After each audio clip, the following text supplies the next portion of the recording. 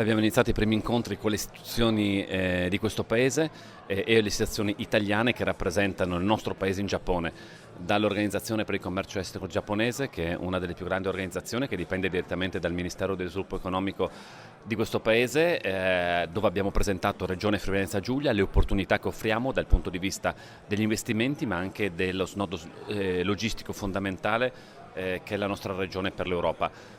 Dall'altro poi un importante evento fatto nella ambasciata italiana a Tokyo, dove istituzioni, rappresentanti del mondo economico giapponese, importanti tour operator e aziende italiane che operano in Giappone sono state ospite del Friuli Venezia Giulia, dove abbiamo presentato la nostra regione, le opportunità che la nostra regione presenta. È stata un'occasione meravigliosa che abbiamo colto in una piazza, in un incrocio molto frequentato, 3.000 persone, pensate voi, 3.000 persone al minuto.